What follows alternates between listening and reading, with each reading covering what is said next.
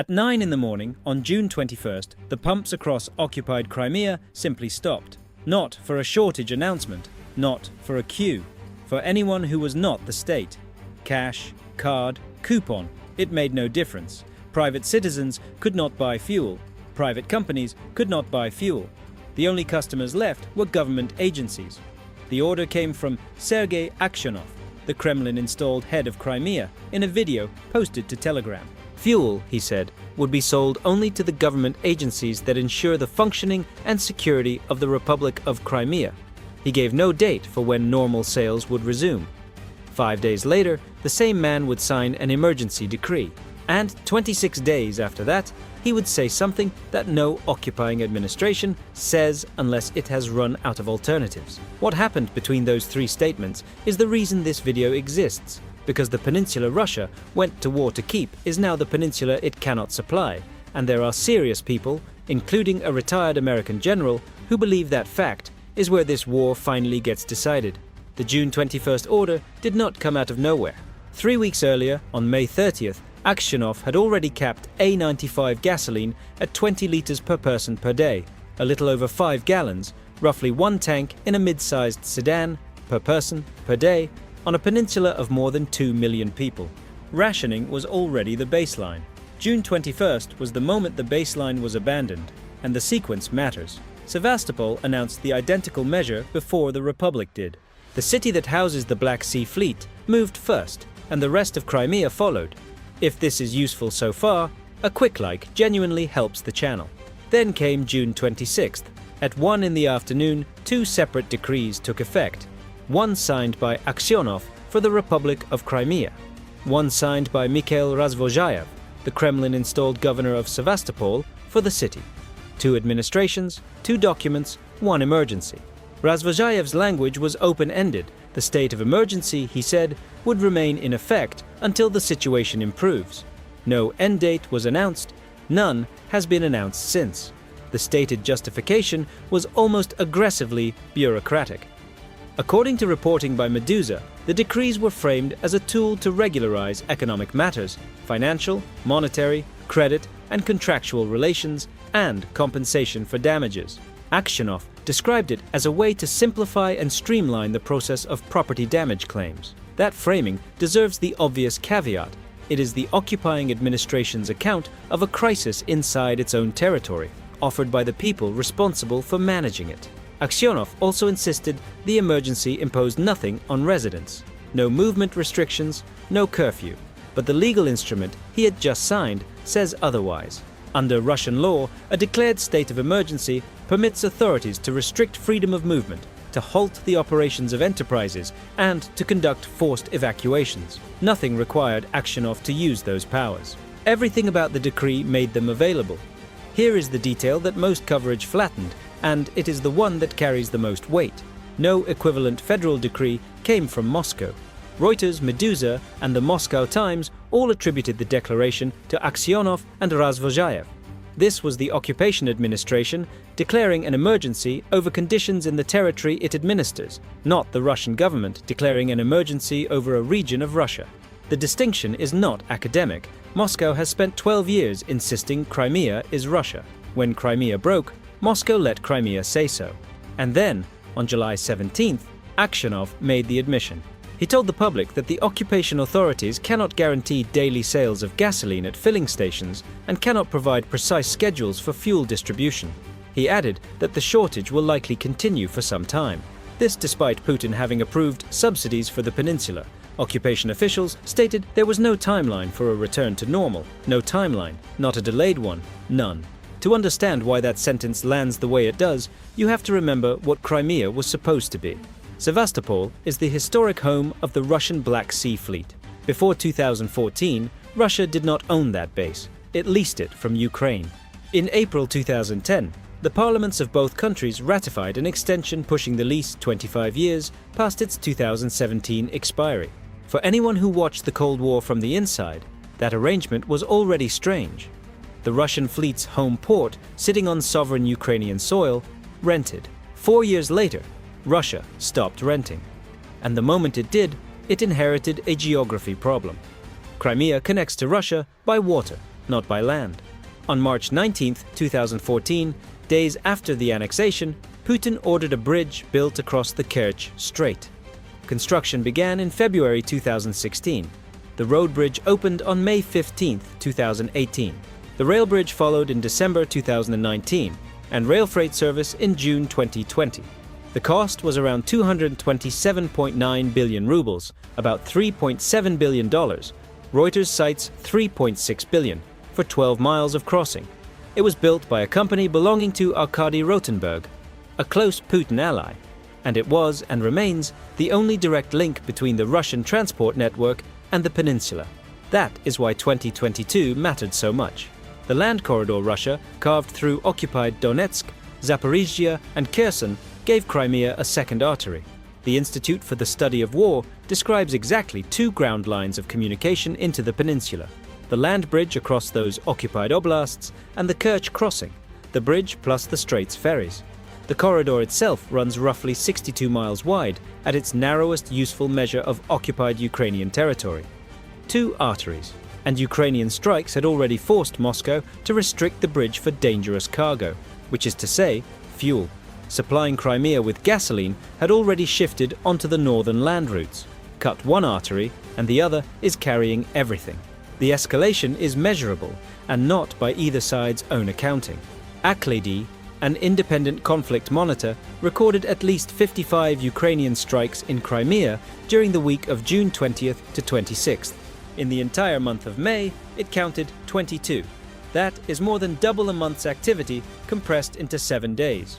ACLED's own assessment was blunt. The emergency declaration indicated that Ukrainian strikes continue improving in both effectiveness and volume, and that Russia cannot effectively defend one of its most valued and most heavily defended territories. Ukraine's commander-in-chief, Oleksandr Syrskyi, put the wider campaign at 7,028 successful medium-range strikes across 2026, around 2,000 tons in May, roughly 3,800 in June. Those are Ukrainian military figures about Ukrainian military performance, and they carry the caveats any wartime announcement carries. The strikes that mattered most were not against troops. In the early hours of June 28th, drones hit the Slavyansk-na-Kubani refinery in Krasnodar Krai.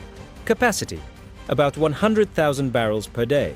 Operated by Slavyansk Ikyo, it is a key fuel supplier to occupied Crimea, the direct upstream link to those closed pumps. Krasnodar Governor Veniamin Kondratiev confirmed the fire and reported one person killed and one injured, along with damage to a transmission line and a gas pipeline.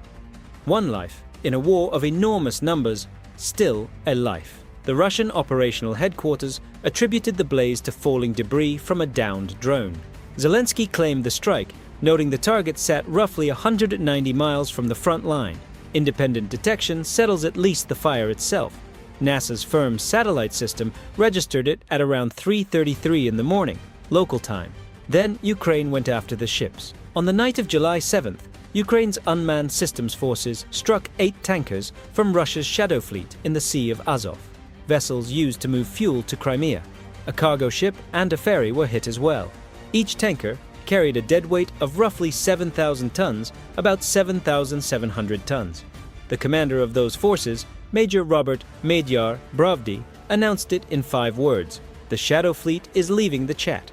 By 4 that afternoon, he reported 2 more tankers, bringing his count to 12 vessels. His figure for the whole window of July 6th to 8th was 19 tankers, 1 cargo ship, and 1 ferry.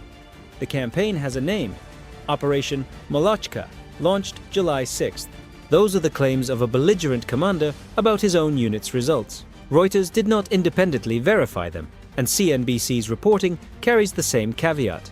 But the underlying economics are not in dispute, and they are the heart of this. The Hornet strike drone costs between $10,000 and $11,000 per unit. Its operational range is roughly 60 to 90 miles, carrying explosively formed penetrator warheads of about 3 or 9 pounds. Vitaly Kravchuk, a detachment commander with the Ukrainian National Guard's Omega Special Purpose Center, described what one of them did to a Su-24M bomber at Saki Air Base in Crimea. Roughly speaking, he said, it was hit by a drone worth about $10,000, maybe $11,000 at most. The aircraft itself is worth millions. hold that against the comparable systems. Germany's Helsing HX2, similar technology, runs about €17,000, roughly $19,500. Russia's Lancet costs $40,000 in the X-52 version, $68,000 in the X-51, and hold it against the bridge. 12 miles of concrete and steel, $3.7 billion, protected by one of the densest air defense networks Russia has ever assembled, being bled by weapons that cost less than a used pickup truck. That asymmetry is not accidental. Ukraine's defense ministry announced a program in late May 2026 called Logistics Lockdown, built around middle strike class drones with ranges out to about 124 miles. The name is the strategy. The clearest measure of how well it was working showed up not in a battle damage assessment, but in a traffic jam. Planet Labs satellite imagery from June 24th, analyzed by Radio Liberty's SCEMI project, showed a backup of more than 6 miles on the bridge approach, around 1,500 vehicles. By the night of June 25th, OSINT analysis from the independent Russian channel Astra put the line at a minimum of 9 miles. The bridge closed at 11:51 that night and reopened at 6:14 the next morning. By then, 2,500 vehicles were waiting for inspection on both sides. Russian state agency TASS reported a peak of 2,800 waiting to leave on Friday morning, a figure that cuts against the occupier's own narrative, which is precisely why it's worth citing. The bridge is 12 miles long. The queue nearly matched the crossing. And the detail that tells you what those cars were doing there, according to an administrator of a crossing group cited by Euromaidan Press, most vehicles carried jerrycans, in the trunk, on the back seat, some strapped to the roof. Civilians were driving to mainland Russia to buy gasoline and driving it home. Meanwhile, per the Excelenova Plus channel, the tanker trucks sent to relieve the shortage were stuck in the same general queue as everyone else. There is nothing to celebrate in that image. It is a logistics indicator, and it is families sitting in cars for hours. Both capitals understood exactly what it meant. Razvozhayev said the enemy was striking again, trying to deprive residents of their usual living conditions and sow panic. Ukraine's Mikhail Fedorov, in a June 17th interview, said hell was beginning. Logistics were being cut off. Crimea was being isolated. Foreign Minister Sergey Lavrov told reporters in Moscow that what the Ukrainian regime was doing was not even piracy anymore.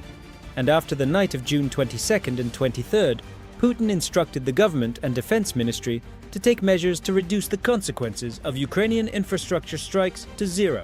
Zero was not achieved. 3 days later came the emergency. So, follow the chain. The first link is what the occupier itself has now conceded on the record. Rationing on June 21st, emergency on June 26th, no timeline on July 17th. Not one of those statements came out of Kiev. The second link is the declared logic. ISW's June 21st assessment noted Brovdy indicating that Ukrainian forces aim to degrade the Kremlin's ability to use Crimea as a springboard for further offensive operations, destroying air defenses, reducing the Black Sea Fleet's presence, and degrading logistics, transport nodes, and energy resources. ISW's judgment, relayed via RBC Ukraine, is that each new strike on the Kerch Strait brings the peninsula closer to logistical collapse. Ukraine intensified strikes on both routes in June, after beginning its systematic campaign against the land corridor in May. The third link is the corridor, and it comes with a precedent this audience will recognize. One signed analysis in the Kiev Post argued in June that this is no longer about controlling territory, but about controlling the low airspace over it, denying Russia the ability to move forces and supplies along the Azov land corridor. If Ukraine succeeds, that assessment holds, Russian forces in the region would find themselves in a position resembling the one they faced before the forced withdrawal from western Kherson in November 2022, when Russian troops left the right bank of the Dnipro because Ukrainian pressure had made the position militarily unsustainable. Western analysts have counted more than 125 destroyed trucks on the corridor's main route. SIPA titled its assessment, "Russia's land bridge is becoming a highway to hell." The fourth link is where the argument gets made explicitly, and it is made by named voices, not by this narration. The analyst Reynolds, speaking to The Telegraph in June, framed it this way. If Crimea finds itself in a position where Russia cannot supply it properly, that becomes a serious bargaining chip in any future negotiations and a significant demonstration of Ukraine's capabilities. Ben Hodges, the former commander of US Army Europe, went further in a May 27th interview reported in English by Ukrainska Pravda. Crimea, he said, is the most critical location, the focal point of this war, and whichever side controls Crimea will win the war. He could not imagine an end to the war or a long-term sustainable peace if Russia continues to control Crimea. His prescribed first step was isolation, cut off the road to Jankoy and destroy the bridge. On June 25th, Zelensky approved a 40-day operation whose declared objective is to force Moscow to end the war. That is stated intent from a government at war, not a result and not a schedule, which requires the honest qualifier, because the distinction is everything. Nobody serious is describing an amphibious assault. Analysis published on July 9th concluded Ukraine would not retake Crimea through a drone campaign alone. The declared strategy, in the Kyiv Independent's June 28th reporting, is to make the Russian occupation wither on the vine, cut the supply, destroy critical infrastructure, do not storm the peninsula. Writing in Foreign Policy, Paul Hokkanos framed it as an effort to make Russian control unsustainable over time, creating conditions for future gains or negotiations without a major ground offensive. Isolate, not seize. And there is a real case on the other side. The Moscow Times argued on June 18th that Russia's fuel shortage is manageable, that 2026 gasoline production might run around 10% below 2025, and that media coverage tends to portray the shortfalls as more severe than the average Russian actually experiences. Moscow is compensating by importing. Industry sources cited by Reuters describe 60 to 80,000 tons of gasoline arriving from India, with a plan to import 400,000 tons monthly from several countries. Putin approved subsidies for the peninsula, and even under a declared state of emergency, Russian Tour Operator Association figures reported by Bloomberg put 150,000 to 200,000 Russian tourists in Crimea at the end of June. A peninsula in crisis was still a peninsula in season. Ukraine's Navy spokesman, Dmytro Pletenchuk, told Suspilne that Russia redirected Crimea's supply after the strikes, a Ukrainian claim, but one that describes adaptation rather than collapse. So what should be watched is not a headline. It is a decree and a date. The state of emergency remains in force with no announced end. As of July 17th, occupation officials said there was no timeline for a return to normal. That single absent date is the most honest metric available because it was published by the side with every incentive to publish a different one. Russia took Crimea to secure a fleet and built a 12-mile bridge to make the taking permanent. 12 years later, the fleet's home port rations gasoline. The bridge is too dangerous to carry it, and the men who govern the peninsula in Moscow's name cannot say when that ends, which is why the argument has shifted from whether Crimea can be held to what holding it is now costing. Ukrainian military assessments already point to the next pressure, that this campaign may soon force Russia to start risking the Kerch bridge for military transport again. What happens to that bridge is the next video.